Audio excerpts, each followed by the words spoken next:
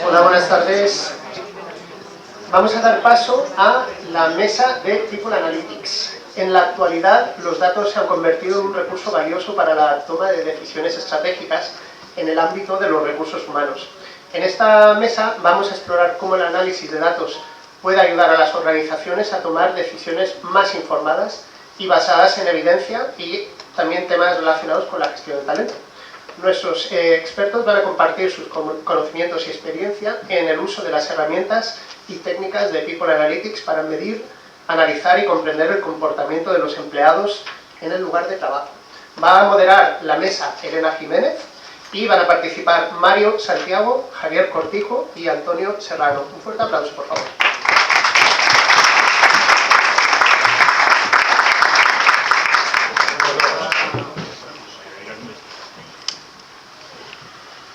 Gracias por acompañarnos en esta conversación, y digo conversación porque, aunque ahora vamos a hablar más nosotros, la idea es que luego continuemos esta conversación en la comida o en las redes. Aquí de lo que se trata es reunir a gente que nos interesa el mundo de los recursos humanos, de las personas, y que queremos aprender unos de otros. Así que, por favor, os animo a que contactemos después en redes y que continuemos hablando de cómo los datos nos pueden ayudar. Porque este es el objetivo de esta mesa, que es People Analytics. Es decir, esos métodos, esos análisis de datos de personas cuyo objetivo es ayudarnos a tomar mejores decisiones y también mejorar la productividad, reducir el absentismo, predecir qué iniciativas pueden tener éxito o no, y eso lo vamos a poder hacer a través de datos. El informe publicado por Gartner, uno de los últimos, dice que el 46% de los directores de recursos humanos tienen como prioridad la inversión en tecnología de recursos humanos. O sea, es algo que realmente preocupa a las organizaciones. Mi primera pregunta está relacionada con datos y con el estudio que se publicó hace unas semanas en el contexto de Digitales, que es la principal asociación de empresas tecnológicas a la que también nosotros pertenecemos, y se publicó un estudio sobre empleos emergentes. Y esta pregunta es para Mario, porque eso se hace a través de la herramienta Job Market Insights, ¿no? Que se genera un montón de información y publicáis este estudio. Cuéntanos esto de People Analytics, cómo lo veis y qué datos tenéis. Muy bien, pues lo primero, gracias a la organización por la invitación, y primero voy a dar contexto de qué es esto de Job Market Insights, ¿no? Para que podáis conocerlo.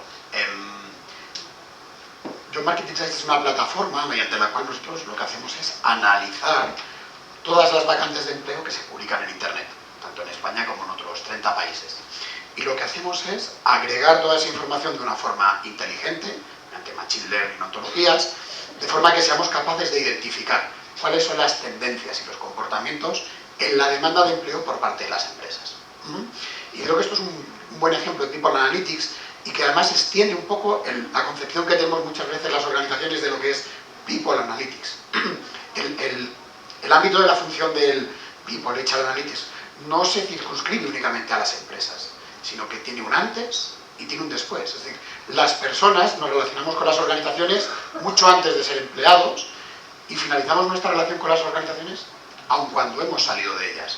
Y es importante entender la función de People Analytics en todo ese viaje que tenemos como empleados en las organizaciones, desde que podemos ser potenciales candidatos hasta que somos alumni. Y Job Market Insights es una plataforma que precisamente permite eso, ¿no? Identificar cómo está evolucionando la demanda del mercado de talento para que las organizaciones puedan ser más ágiles y, apoyándose en el análisis masivo de datos, tomar decisiones más acertadas en cuanto a cuándo tengo que desencadenar una política de contratación, si me tengo que anticipar o no, si tengo que prever una tensión en el mercado por una creciente demanda que me haga establecer una política distinta. Por lo tanto, creo que la función o la misión de People Analytics tenemos que extenderla, y este puede ser un gran ejemplo. Javier, el otro día bromeábamos con que la imagen que tiene todavía mucha gente de la banca es la de las oficinas. Y me entraba la risilla porque me imaginaba los manguitos y la visera, y no, hay mucho más en una organización como es Banco Santander, muy conocida por todos, en la que mucha gente trabaja analizando datos, ¿no? Y está claro que eso es muy relevante a la hora de analizar las operaciones bancarias, pero eso también se extrapola al área de cultura y personas. cuentas? Bueno, gracias por recibirme y por estar aquí, y es un placer representar al banco y contaros un poco nuestra experiencia y cómo vivimos todo el tipo de Analytics y demás. Somos un banco que no solamente somos sucursales, oficinas o vendemos préstamos, ahora menos, pero abrimos cuentas corrientes, etc. En algún sitio en el que he estado, la gente se asombra de que no solamente sois oficinas, sois tecnología. Quería comentar simplemente unas cifras. Es que somos más de 13.000 empleados en tecnología, dedicados a operaciones tenemos más de 20.000 empleados, y a ciberseguridad, que es un área muy específica, más de 1.300 empleados. O sea, el porcentaje del total de empleados que tenemos en el grupo dedicados a estas áreas alcanza casi un 20%, con lo cual es relevante. Pero que además tenemos 5 data centers en el mundo. Tenemos más de 116.000 virtual servers en cloud, que no es fácil de manejar esto. O gestionamos más de 7.000 aplicaciones. O tenemos más de 1,2 billions de transacciones en pago y cheques. O más de 20 billions en transacciones de cash. Eso da una idea de la magnitud que tiene esto y de la trascendencia que tiene la tecnología para el banco, cuyas decisiones de negocio y de hacer cosas de negocio siempre van de la mano de tecnología, como no podría ser de otra manera. Para nosotros el Big Data forma parte de una estrategia de soluciones que está contemplada en todo el portfolio que tenemos en el banco, para comercial, para riesgos, para recursos humanos, etc. No podemos concebir una solución que no tenga una parte de tratamiento del dato o solución del Big Data, ¿no? Con lo cual, nosotros somos una sociedad data-centric y todas las herramientas que contribuyen a la explotación de ese dato. Y lo llevamos haciendo desde hace muchísimo tiempo, y además el banco apuesta por ello. Mucho tiempo, que decir, y hago un poco de historia, pues muy breve, en los años 60-70 siempre utilizábamos ficheros. Yo no estaba, por suerte, en esa época, pero siempre utilizábamos ficheros. Y ficheros sencillos, con un objetivo muy concreto, pero eran base para cierta toma de decisiones, de negocio, de recursos, etc. Luego fueron avanzando a temas un poco más escabrosos, tipo warehouse. Los warehouse, grandes cantidades, muchos volúmenes, un proceso súper costoso, que no siempre daban un resultado esperado y, sobre todo, costosos en dinero y en tiempo. Apareció el concepto del Big Data en el año 2000, por ahí, que nos acostumbró a gestionar todas esas cantidades de datos estratosféricas y además en un tiempo así, súper fácil, ¿no? Con lo cual, a partir de ahí se convirtió en una commodity. Lo que sí os puedo decir, porque yo he vivido toda la experiencia de los warehouse y he vivido también el tema de Big Data, fui la primera persona que puso un COE de Big Data en el banco, es que no solamente son los datos, hay que transformar los datos y gestionarlos y tratarlos como información, que esa es la clave. No solamente las 5 V famosas del Big Data te garantizan que tengas información. Hay que madurarlos y las famosas 3 fases por las que debe pasar la información son clave para el éxito de la organización. Una fase de un periodo descriptivo básico, donde dice cuántas corrientes tengo, cuántas corrientes tengo, cuántos préstamos, en qué sucursal, en qué zona, en qué país, y te dice lo que tienes.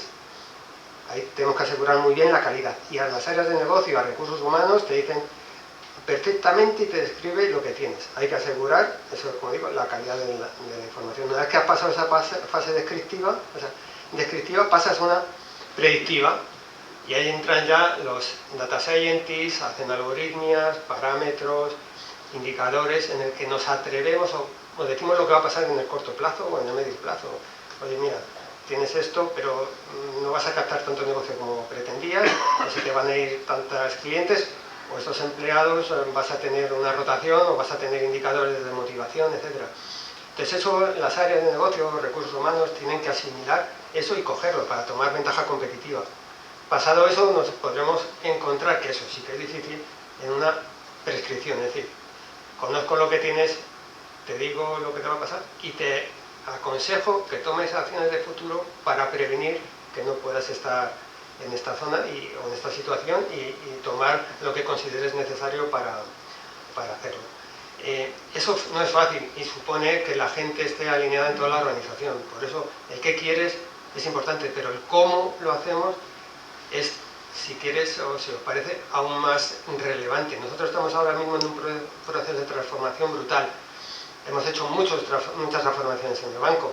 transformaciones digitales, de cojo un banco, binational o sovereign, y lo integro en nuestro core banking, en nuestros sistemas informáticos, en nuestros sistemas de recursos humanos, etc. Pero esto es más, esto ya es una transformación en la forma de trabajar. Nosotros estamos trabajando en el concepto de Product Teams, Business Agility, tenemos productos en que los componentes hay gente de tecnología, gente de negocio, gente de recursos humanos, gente de operaciones, gente de organización, y trabajamos con objetivos comunes. Eso nos facilita una eficiencia en los trabajos. Estamos intentando trabajar más en Agile que antes. La banca es muy tradicional en la forma de hacer proyectos, trabajamos mucho en Waterfall. Yo recibo requerimientos, espérate, voy a pensar el diseño, vengo a los 2 meses, te lo digo, y luego empiezo a ejecutar y te voy entregando cosas. Y ahora no, es Agile, es más interactivo. Nos juntamos con recursos humanos, vemos qué podemos hacer, utilizamos herramientas tradicionales, hacemos temas con People Analytics, Data Scientists, y empezamos a hacer proyectos. Por eso la parte del qué, está claro, la era digital, donde tenemos que estar, la utilización masiva de herramientas, pero yo, si tenéis capacidad de decisión o de influir en vuestras empresas con esto, yo creo que es importante esa visión transformacional de personas, de organización, de empleados, y la parte de digital, por supuesto, que ya la llevamos en el ADN. Hace años, cuando transformamos un proceso de transformación que nos pilló por ahí, nos pilló por Boston, y no os doy más pistas, pero un responsable de negocio decía, joder, tengo sospechas, o me parece que voy a tener fuga de clientes, o no sé qué está pasando con los clientes y con un tema de comisiones por overdraft y tal. ¿Nos podéis sacar un bloque de informes? Y yo me fui al equipo y dije, oye, nos han pedido un bloque de informes, ¿y qué quiere ver? No sé. Bueno, le dijimos, oye, ¿nos dejas 3 semanas? Nos cogemos un Data Scientist y vemos qué podemos obtener. Dijo, venga, sí, pero es que necesito saber. Bueno, al cabo de las 3 semanas sacamos unos patrones de comportamiento de clientes, indicadores de fuga, riesgos potenciales, y le dimos con nombres y apellidos zonas, oficinas y clientes que tenían un riesgo de fuga alto. Eso lo cogió y dijo, me lo puedo creer, digo, créetelo. Cogió esa información, la distribuyó entre sus zonas y evitó, con contactos directos con clientes, pues la fuga de los mismos. Eso con herramientas de People Analytics podemos intentar hacer lo mismo con nuestros empleados. Pues es una buena historia, la verdad. Antonio, tú tienes muchos gorros. Hoy vienes con uno que es el de profesor de universidad, y quizá queríamos entender la visión, porque la universidad lleva estudiando comportamientos a las personas durante mucho tiempo. Ahora está muy de moda el término People Analytics, pero desde la universidad también tenéis cosas que decir. Cuéntanos cuál es tu visión, Antonio. Pues muchas gracias, lo primero, por la invitación a toda la organización, especialmente a mi querido amigo Roberto, con quien ya son muchos años de proyectos y de eventos de este tipo. A ver, yo creo que en relación con lo que me preguntas, fíjate, la palabra universidad en el contexto histórico, es decir, la palabra universidad es una evolución de las escuelas catedralicias en la Edad Media, siglos XI y XII. La primera universidad es la Universidad de Bolonia, se viene considerando, y el término era Universitas Scholarium et alumni, es decir, era la comunidad de profesores y alumnos, es decir, de personas. Y lo que pretendían realizar las universidades era precisamente el entregar a las profesiones gente válida. Y esa sigue siendo un poco la misión de la universidad. Ortega y Gasset decía que la misión de la universidad era básicamente, tenía un triple componente. En primer lugar era la transmisión de la cultura, en segundo lugar era la formación para las profesiones, y en tercer lugar la investigación. Y estas 3 cuestiones, que en ocasiones no llegamos a lo que nos gustaría, forman parte de lo que es el People Analytics. ¿Por qué? Porque nosotros recibimos chavales con sueños que tenemos que ayudar a convertir en realidades a través de la formación, ¿no? Seguimos formando profesionales y para eso necesitamos datos. Entonces hay muchísimos estudios de múltiples universidades en tema de datos, y en tema de People Analytics, ¿no? De hecho, ya en los años 90 la Universidad de Leeds tenía varios informes vinculados o como consecuencia, yo me imagino que lo recordaréis, de ese informe que hicieron 3 consultores de McKinsey que se llamaba La guerra por el talento. Y en esa guerra por el talento, pues empezaron las universidades también a analizar. ¿Qué es lo que nos ocurre a nosotros En relación con los datos, nosotros trabajamos muchísimo con datos. Precisamente como una de nuestras funciones es la investigación, tenemos a grandes profesionales de investigación y de análisis de datos. Y formamos también a futuros analistas de datos, ¿no? Lord Kelvin decía que lo que no puedes medir no lo puedes mejorar. Y por lo tanto, imaginaos si la universidad está midiendo. La universidad está midiendo, pensad desde las notas de los chavales en los colegios para generar la nota de corte y cómo tienen que entrar. Estamos midiendo las tasas de población en las distintas zonas en las que estamos para recibir alumnos. Estamos midiendo qué carreras dejan de tener alumnos y que a lo mejor hay que eliminar, sobre todo para adaptarnos en el proceso de, bueno, pues de seguir cumpliendo esa función que tiene que tener la universidad. Por lo tanto, los datos para la universidad son clave para su análisis interno y para también facilitar los análisis externos, ¿no? Porque muchas de las empresas, el Banco Santander hemos trabajado con ellos para muchísimos proyectos, pero con muchísimas otras empresas, en ocasiones de lo que necesitan son de nuestros investigadores para desarrollar esas herramientas de People Analytics o para realizar informes o análisis que permitan al final adoptar decisiones, ¿no? Porque el propósito de un dato, ¿cuál es, no? Un dato es un trozo de información que me permite conocer algo. Y con esos datos yo lo que puedo hacer es adoptar acciones, ¿no? Puedo implementar proyectos, ¿no? Y en eso la universidad, sin perjuicio de la fase en la que estamos, en la que se está desprestigiando un poco su función, la universidad yo creo que está reaccionando adecuadamente, tanto la pública como la privada, incluso de la mano de escuelas de negocio, siguen facilitando, intentando canalizar el talento, que ya os digo, nos viene en forma de sueños y tenemos que transformar en realidades. Ahí estoy apuntando porque me gusta un montón. ¿No? Transformar sueños en realidades. Sois tres organizaciones muy distintas, InfoJobs, Universidad Rey Juan Carlos y Banco Santander. Todos tenemos retos y oportunidades, ¿no? En cada una de nuestras organizaciones. Os pido que las compartáis. Mario. Pues yo aquí me vais a permitir que me salga un poco de nuestra visión interna y haga un poco más de agente externo, de observador neutral, ¿no? Como Suiza, que tiene relación con muchas organizaciones, ¿no? Habláis del informe de McKinsey de la guerra del talento, hablas del informe de Gartner de la prioridad de recursos humanos.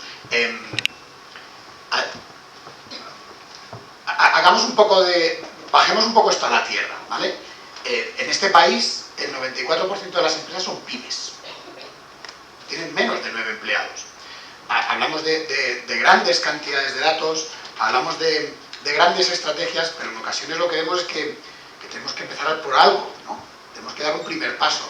Y el HR Analytics, en estas organizaciones no podemos pretender que sea una algoritmia que predica qué tasa de rotación voy a tener. Por lo tanto, creo que el principal reto en este colectivo es identificar dentro de ese employee journey, ¿no? De toda esa vida que tenemos las personas en las organizaciones, en qué métricas puedo poner atención para poder empezar a trabajar, ¿sí? Porque ahí es de donde viene la oportunidad, ¿no? Y yo creo que la oportunidad en este colectivo está muy cercana a aprovechar la digitalización que ha venido con fuerza tras la pandemia, ha hecho que muchas empresas hayan visto forzadas a adoptar soluciones tecnológicas. La tecnología permite, lo que hablábamos, rastro, dato, registro, y todo eso se puede estudiar. Entonces, en este colectivo creo que la oportunidad es saber aprovechar lo que ofrece la tecnología para empezar a traccionarlo hacia nuestro ámbito de personas y poder medir, pues, tasas de posible rotación, medir tasas de aceptación de ofertas, medir tasas de, como hablaba antes, NPS, empezar por algo, ¿no? Pero claro, igual que hay un colectivo muy grande de pymes, hay un gran colectivo de organizaciones en las que, como comentaba Javier, ¿no? Disponéis de enormes volúmenes de datos, ¿no? Y yo ahí creo que el reto, y a la vez la oportunidad de las áreas de recursos humanos, es dar un paso adelante. Creo que todos están reconocidos por esa capacidad de empatía y de escucha, se ha mencionado antes, y creo que además de saber empatizar y escuchar, hay que saber entender e interpretar los datos y saber detectar qué oportunidades nos brindan a las grandes organizaciones todos esos almacenes de datos en pos de convertirme en un agente valioso para el negocio. Y es donde yo creo que los departamentos de las medianas grandes empresas, de la función de personas, quiero decir, tienen ese reto y a la vez oportunidad, ¿no? En erigirse como, quizá no expertos, pero sí buenos manejadores de datos, buenos conocedores de su negocio, tanto del propio negocio como de la función de personas, y saber ver qué oportunidad brindan el análisis masivo de todas estas informaciones para empezar a ir traccionando Hemos hablado de eso, de NPS, hemos hablado de tasas de rotación, hemos hablado de tasas de contratación. Voy a poner un ejemplo de un caso práctico que hemos vivido nosotros, ¿no?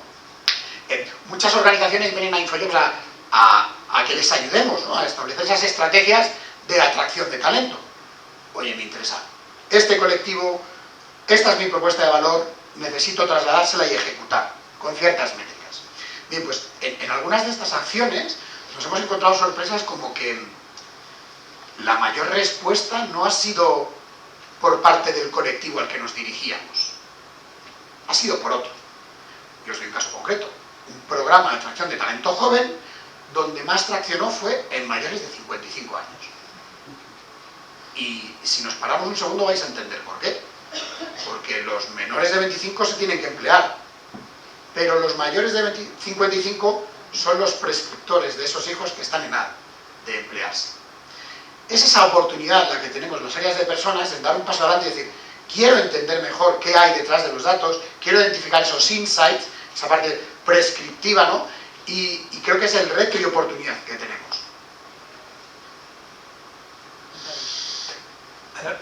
Comentábamos antes, antes de la mesa, ahí afuera, y yo contaba un poco mi experiencia personal en el tema de los retos. Yo cuando empecé a trabajar en el banco, me dijo mi jefe, que luego fue el director general del grupo de tecnología, que tú te vas a jubilar aquí. Y dije, joder, macho, de pronto me empiezas a hablar de jubilación, ¿no? Efectivamente, yo creo que va camino, pero sí, puedo permitirme el lujo de pagar la hipoteca, a ver si no empleado, pero ahora mismo estamos en una fase en el banco, un gran reto de captación de talento y de contratación del mismo. Los paradigmas nos han cambiado totalmente. Ahora, cuando queremos contratar a una persona young, no hablamos del banco, o hablamos del banco, pero dice, bueno, a ver, cuéntame, ¿qué proyecto voy a hacer? ¿Cuándo me vais a subir el sueldo? Y si voy a teletrabajar en casa. Entonces, ese cambio ha variado. El banco, por suerte, pues tenemos un foco grande en el que el empleado es el eje o la clave del éxito en lo que el banco va a desarrollar sus potencialidades y sus fortalezas de cara al futuro, con lo cual al empleado como que nos mima. Nos mima porque sabe que para el top management tener empleados motivados es una clave de éxito en todas sus acciones. Pero si queréis, una vez cogido el hecho de que vamos a renovar nuestra gente, que el símbolo de pertenencia a la empresa ha cambiado, y vamos a contratar a gente. Es complicado, por lo que os decía antes. Entonces, ¿qué estamos haciendo? Nos estamos abriendo al mundo. Estamos abriendo corredores de talento en Latinoamérica, en el norte de África, en el este de Europa, en el centro, en Asia, a ver si somos capaces de atraer talento que les motive el grupo y que les motiven los proyectos. Por suerte, creo que vamos a conseguirlo y tenemos ahí unos hubs de contratación en Málaga, estamos abriendo como una sede, como el resto de las empresas. En Málaga lo tiene ahí en el punto de mira, otro en Varsovia, otro en Querétaro y en el de Boadilla. Entonces, creemos que vamos a ser capaces de renovar y de tener gente talentosa, que las hay con muchas ganas de trabajar. Sin embargo, los retos que tenemos no solamente son estos, y el People Analytics nos puede ayudar a identificar y ayudarnos. Un reto que tenemos es cómo contribuir al desarrollo también de las personas una vez que las tengamos, a los empleados, ¿no? Entonces, el desarrollo de las personas se basa también en la formación. ¿Cuál es la formación más adecuada para conseguir los retos tecnológicos o los retos de negocio que teníamos? El equipo de Analytics sí nos puede ayudar a identificar y luego hacer un seguimiento de esa postformación para saber si han dado los resultados esperados y son productivos, ¿no? Otro reto que podemos tener ahí claro es el tema de evitar fugas, rotaciones de motivación, etc. Con ciertas algoritmias, encuestas a empleados, rendimientos, etcétera, poder identificar gente que esté desmotivada o a punto de irse, y son palancas que las áreas de recursos humanos o los managers de las áreas podemos utilizar como medidas preventivas, ¿no? También como no podría ser de otra manera, y hablando de un banco, la reducción de costes o las optimizaciones de costes es algo que está en el orden del día. Las soluciones tecnológicas pues no son fáciles, ¿no? Y sobre todo que sean útiles para las áreas de negocio. Son grandes retos, pero también tenemos oportunidades como poder mejorar nuestra gestión de los recursos, no solamente en base a suposiciones, sino en base a datos, ¿no? Como decía también, la mejora de costes o el time to market. El time to market, que es un indicador que siempre tenemos ahí, es desde que alguien pide una solución, oye, quiero saber esto, hasta que lo tiene, nuestra capacidad de mejora tiene que ser mayor, o sea, no tardar segundos, pero sí días hasta que las soluciones están puestas encima de la mesa a quien lo necesite, ¿no? Y el data quality, sobre todo eso es importante, una oportunidad de mejorar los datos que tenemos en la organización. En fin, espero que si el año que viene o el siguiente nos podemos volver a juntar, mis indicadores de contratación y de captación y retención de talento pues hayan mejorado en base al tipo de analytics. Antonio. A ver, la universidad tiene múltiples retos. Yo creo que hay uno que es común a las organizaciones, que es saber qué hacemos con los datos, ¿no? Para conocernos mejor a nosotros mismos como organización. Sería un poco el conócete a ti mismo del dintel del templo de Apolo en Delfos. Y digo lo de los datos, la gestión de los datos, esto me recuerda a un chiste, una viñeta. Si seguís Marketunist, tienen chistes sobre temas digitales bastante curiosos. Entonces sentaban a un jefe con un empleado y le planteaba el jefe al empleado: ¿qué vamos a hacer este año o qué ideas tienes para el CRM? Entonces el empleado empezaba a decir: vamos a coger datos, vamos a coger los likes de Instagram, de correos electrónicos, de WhatsApp, en fin, vamos a nutrirnos de datos. Y le preguntaba al jefe: ¿y luego qué vamos a hacer con ellos? Y dice: no sé, ya lo averiguaremos, ¿no? Es lo que yo llamo el síndrome de Diógenes Data muchas veces, ¿no? Empiezas a recopilar datos, pero ¿para qué? Y dentro de que tenemos que saber hacer ese análisis de datos, ¿no? Y ahí es donde puede entrar también toda la parte de People Analytics. Yo creo que la universidad o los centros de formación tienen un reto y una oportunidad además muy muy importante en el momento en el que estamos, ¿no? Estamos en los inicios de esa cuarta revolución industrial en el que convergen múltiples tecnologías como la inteligencia artificial. ChatGPT nos tiene a todos con sudores fríos en la espalda, la robótica, el blockchain, la computación cuántica cuando llegue, ¿no? Entonces es un momento en el que o cambiamos o nos cambia el propio mercado. Es decir, o somos distintos o somos baratos, o somos distintos o somos sustituibles. Y por lo tanto, la universidad, los centros de formación, tienen que convertirse en un compañero de viaje para la formación continua. Estamos hablando del lifelong learning, que llaman los ingleses, ¿no? Los americanos. Esto de que hay que formarse a lo largo de toda la vida. Ya no me vale hacer una carrera, termino un máster y ya aquí se acabó. No. De hecho, si analizamos algunas cuestiones como las pirámides poblacionales, hablabas antes de los empleados de 55 años, ¿qué vamos a hacer con esa silver economy? ¿La vamos a dejar que se quede atrás? ¿Vamos a aumentar una brecha digital tremenda? ¿O la universidad puede convertirse en un compañero de viaje para el upskilling, el reskilling de profesionales? Yo creo que ahí tenemos un reto muy importante y una oportunidad muy importante. Y ahí es donde también, y eso lo hemos visto sobre los datos, ahí es donde podemos hacer una cosa que es intentar ser más flexibles como centro de formación. El problema que muchas veces tienen las universidades es la regulación. Estamos sujetos pues, a una ANECA o a una Fundación Madrid +D que nos obliga a presentar los programas y cualquier actualización que se sale de la memoria es un auténtico parto. Pero tenemos otros títulos, los títulos propios que a lo mejor no son los oficiales y que lo que nos pueden es precisamente, yo creo que por aquí es hacia donde tiene que tender la formación, es a generar mallas personales de aprendizaje. A lo mejor yo no tengo que aprender toda una carrera de económicas, sino que me interesa el módulo de finanzas de la Universidad Rey Juan Carlos, pero me interesa el módulo de Derecho Mercantil de la Universidad Carlos III o un curso que estoy haciendo en la Universidad de Harvard a distancia y un vídeo de YouTube que me forma sobre las nuevas tendencias de ChatGPT. Es decir, tenemos que saber configurar esas mallas personales de aprendizaje que nos permitan adaptarnos a este nuevo entorno. Y la universidad puede ser un gran compañero de viaje para todo esto. Yo puedo hacer una pequeña aportación desde nuestra visión de Spix en cuanto a oportunidades en el área de formación. Es claro que la tecnología ayuda a personalizar al máximo, que es lo que tú estabas mencionando, y al final tenemos datos que nos permiten tomar decisiones que van más allá de que si un señor ha dedicado X horas a algo o si ha respondido X ejercicio.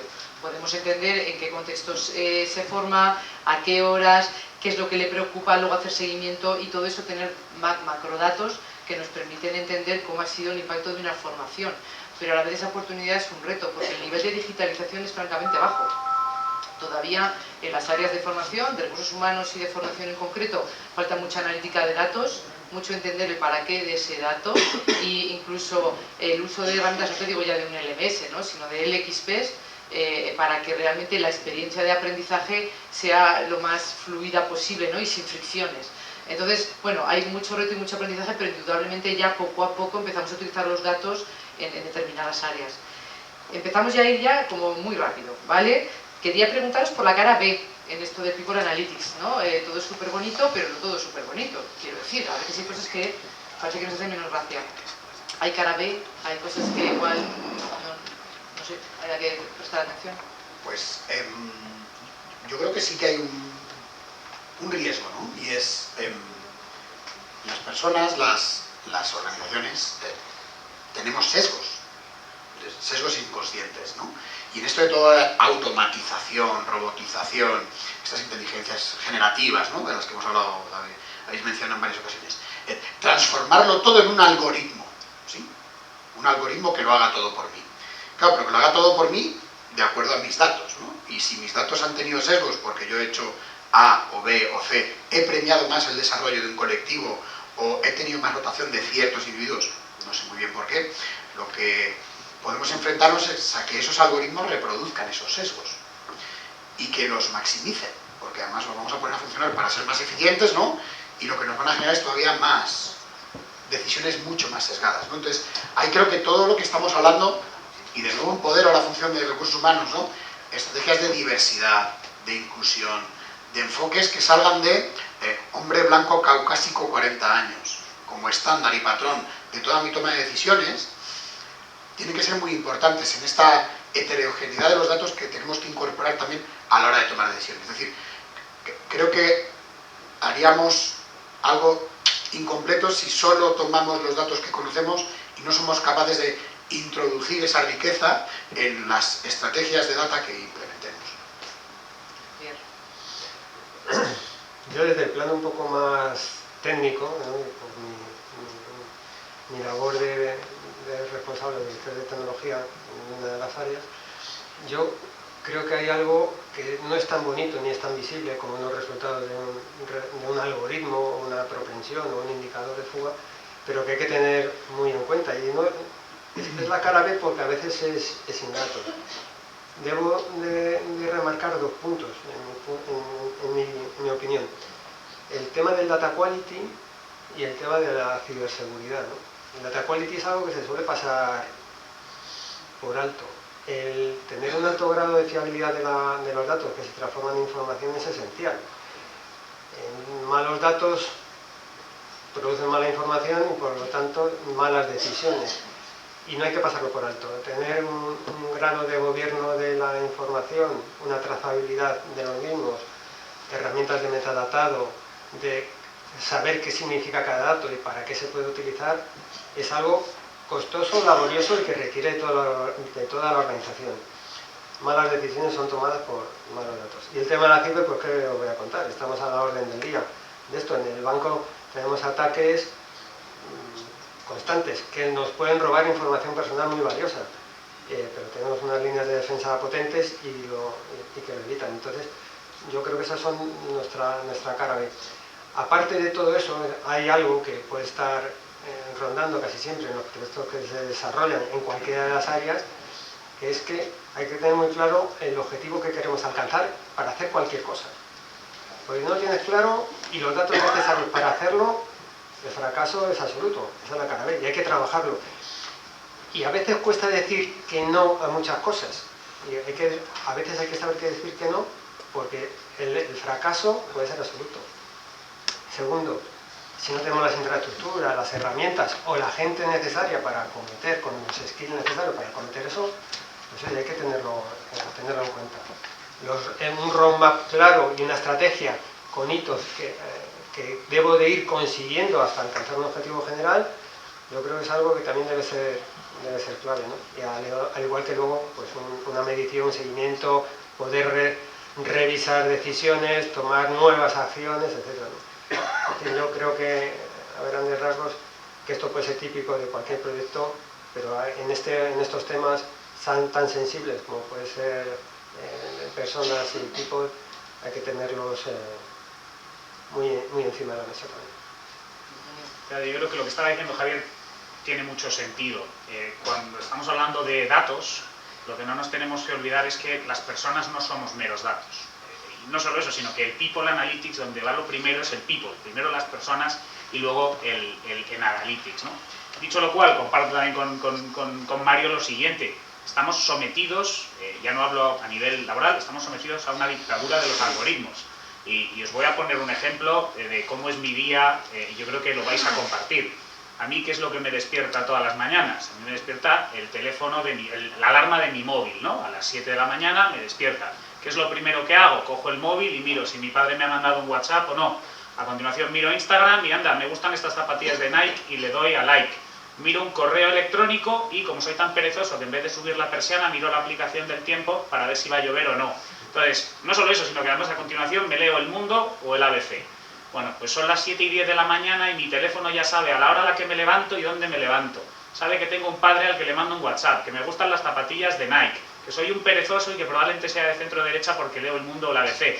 Y así sigue todo mi día basado en algoritmos, porque en cuanto me subo al coche para llevar a los niños al colegio, el algoritmo de Waze me dice, no vayas por aquí, que vas a llegar tarde. Yo he de confesaros que muchas veces me rebelo contra el algoritmo de Waze para seguir pensando que soy libre. Luego llego tarde, pero sigo pensando que soy libre. Entonces, si analizamos el día a día, cuando compro en Amazon y de repente Amazon me dice, anda, que has comprado una cámara de fotos, pero es que el perfil parecido al tuyo ha comprado también este trípode, cámbialo. O cuando llego a mi casa ya cansado y digo, a ver qué pongo en la tele, yo ya no sé si lo que elijo que ver lo elige el algoritmo de Netflix o lo elijo yo, ¿no? Entonces, esas son las caras B que tenemos que tener en cuenta y para eso resulta clave la formación.